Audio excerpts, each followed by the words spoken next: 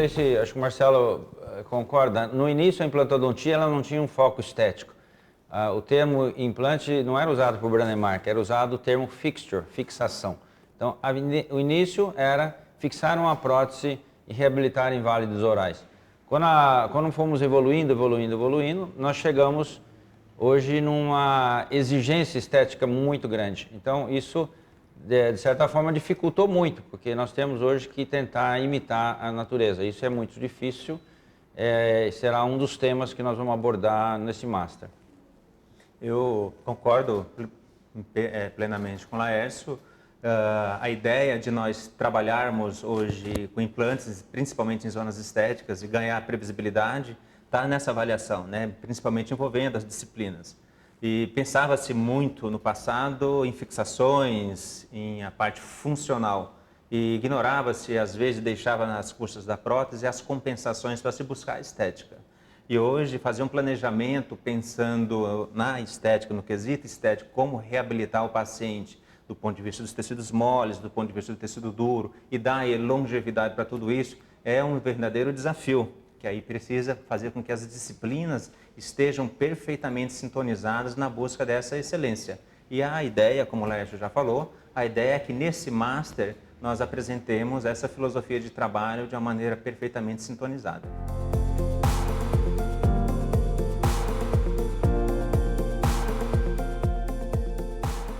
A primeira diferença é que o periodontista segura a lâmina do bisturi assim. Mas, de certa forma, nós tivemos a implantodontia, quando o Brånemark era um ortopedista, na verdade, ela era muito bruta de início. E ela era feita para cirurgiões bucomaxilofaciais, principalmente na Europa e nos Estados Unidos. Mas depois quem ficou em grande número dentro da implantodontia foram os periodontistas e depois os clínicos. Eu acho que o cirurgião bucomaxilo, principalmente, ele tem condições de ir em cirurgias mais agressivas, enxertos de grande porte, etc. E o periodontista agregou muito porque ele passou a ver a parte de detalhes, né? O Dr. Brånemark chamava dos papilófilos. É bem por aí mesmo. Eu, como periodontista, né, e a brincadeira do Laércio, ela realmente remete, leva a definir a delicadeza que a gente tem que lidar com o paciente de uma maneira geral. E do ponto de vista cirúrgico, o periodontista ele tem sempre uma visão mais voltada para a preservação, voltada para pouca invasividade. E hoje nós sabemos, visto o que se fala nos congressos, nos eventos, né, entre os trabalhos de equipe, que essa visão minimamente invasiva, ela hoje é importantíssima para o alcance de um resultado de excelência. E pensando nisso, né, as intervenções, hoje elas estão focadas cada vez mais no ambiente micro, sem tanto se envolver na parte de grandes extensões de retalhos, de grandes intervenções cirúrgicas, principalmente com o advento hoje da engenharia dos biomateriais, da engenharia dos designers da confecção dos designers dos implantes e, ao mesmo tempo, nas técnicas cirúrgicas que sofreram evolução para nos dar essa previsibilidade que, certamente, gerando ao paciente menor morbidade e a nós uma maior satisfação na realização dos nossos procedimentos.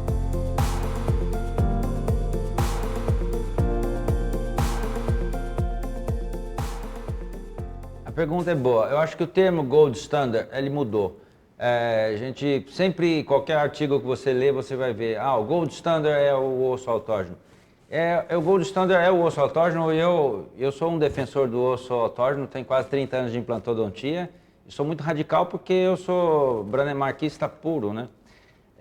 Na época que nós fazíamos muito mais ilíaco do que hoje, nós encontrávamos um Gold Standard em termos de cicatrização, porém, ele não é um gold standard no sentido de preservação. O osso autógeno ele tem uma reabsorção inerente a ele, né, fisiológica. Então, eu diria que hoje nós não podemos dizer que o osso autógeno foi substituído. Eu acho que o osso autógeno ele ainda tem um espaço, principalmente nos casos muito grandes, e também nas reconstruções, principalmente com com necessidade de aumento de altura. Só que hoje a filosofia, que é inclusive um dos temas do Master, é que esse osso autógeno, se ele for usado, às vezes triturado, ele deve ser misturado com biomaterial. Então, mudou muito. O paradigma da enxertia óssea na implantodontia mudou muito. Eu acho que hoje as pessoas têm que procurar se adaptar ou se atualizar, porque o mundo é outro. A gente mudou e mudamos rápido.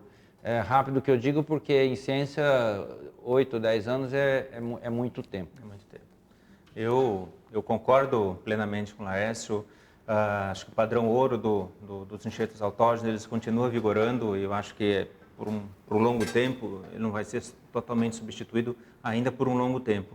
É certo que os biomateriais eles vieram para dar uma revolucionada nos nossos procedimentos, nas nossas abordagens cirúrgicas, tornando elas menos invasivas.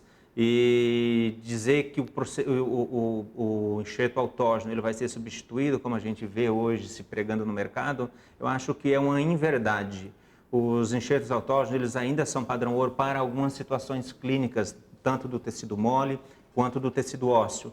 E os biomateriais estão aí para nos oferecer alternativas, de maneira que nós geremos menos morbidade aos nossos pacientes. Há casos, sim, onde eles substituem inteiramente o tecido ósseo, mas há outros casos onde os tecidos ósseos, os enxertos autógenos, eles são insubstituíveis. É o meu ponto de vista.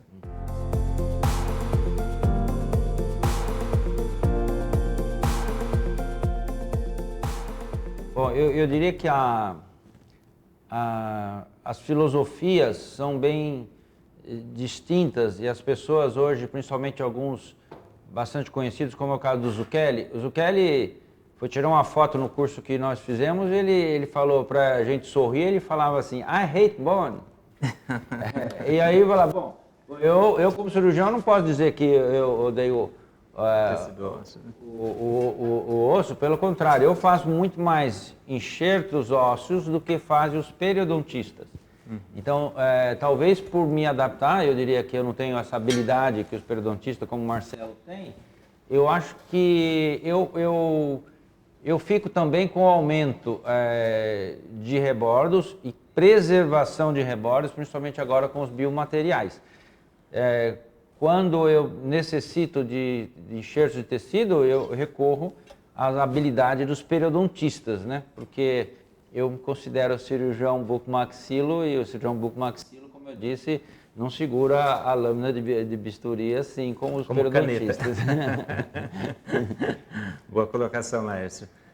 Eu vejo dentro do meu planejamento, dos meus planejamentos cirúrgicos, que eu valorizo muito o tecido mole, claro, como na visão de um periodontista. E o que a gente vê hoje nas pesquisas, principalmente envolvendo a parte clínica, é que a importância da mucosa, dos tecidos moles, tanto ao redor de dentes como ao redor de implantes, ela precisa ter espessuras mínimas, ela precisa ter faixas mínimas de tecido ceratinizado, porque isso, de certa maneira, confere estabilidade, confere longevidade, não só para a manutenção das cristas ósseas, mas também para a questão da moldura gengival ao redor de dentes ou implantes. Bom, com relação à indicação e ao planejamento, vai depender do caso. Há casos onde a reconstrução óssea ela é imperativa, mas isso não desmerece o tecido mole. Eu acho que as duas precisam caminhar sempre juntas. Não dá hoje para você desvincular as duas terapias. Elas precisam caminhar de mãos dadas para que você realmente tenha resultados de excelência. Quando se perde dente, não se perde só osso, não se perde só o dente e não se perde só osso. Parte da mucosa também, ela se definha, ela se altera e nós precisamos fazer compensações no intuito de buscar uma excelência e dar ao paciente longevidade quanto à terapia realizada. Agora, uma coisa que, em cima dessa pergunta ainda, que é o seguinte, grande parte da periodontia, de recobrimento de áreas de implante expostas, ou mesmo correções de anatomia, está relacionada a mau posicionamento do implante. A partir do momento que você posiciona mal o implante no rebordo, você corre atrás do prejuízo dele a vida inteira. Tanto na prática quanto na parte cirúrgica, porque às vezes a gente vê casos, o paciente com implante vestibularizado, e ficam tentando fazer enxertos gengivais ou mesmo enxertos Sim. ósseos em áreas impossíveis de serem recuperadas, né? A remoção do implante é um dos temas que nós abordamos no Master, porque hoje o implante mal posicionado é melhor você remover do que ficar correndo atrás de corrigi-lo. Exato. Mas o que é mais importante é que tudo isso ele pode ser evitado através de um simples guia cirúrgico. Hoje, com 30 anos de implantodontia, eu não entro em cirurgias, mesmo casos unitários, sem um guia cirúrgico. Então, ou seja, ao entrar com o guia cirúrgico, eu evito tanto cirurgias complementares de enxerto ósseo, quanto de cirurgias gengivais. Eu concordo plenamente que acho que a racionalidade nas abordagens cirúrgicas e nos nossos planejamentos ela se dá por isso. Economiza-se muito espaço cirúrgico quando se planeja-se bem, né? E planejar é exatamente com esse o intuito de evitar problemas lá na frente. E quando você não planeja, você está planejando errar. Então, acho que a ideia de nós pensarmos nos nossos procedimentos dentro dessa abordagem, de levar em consideração a questão do tecido mole, que era uma coisa que era um tanto deixada de lado no passado, né, Lárcio? E hoje não tinha essa visão, né, da importância da mucosa periimplantar, da qualidade dessa mucosa periimplantar. E hoje o cirurgião ou a equipe que não pensa nessas disciplinas, certamente ele está dando um passo para o erro. Mas é natural, dentro do mundo da implantodontia, que um cirurgião como eu faça muito menos tecido mole como o Marcelo. Então isso é natural, isso para mim é cultural. Mas realmente a enxertia gengival, tecido mole, manipulação do tecido mole proporcionou uma evolução tremenda dentro da implantodontia. Acho que foi o casamento perfeito. Exatamente. Acho que foi o casamento perfeito entre essas especialidades.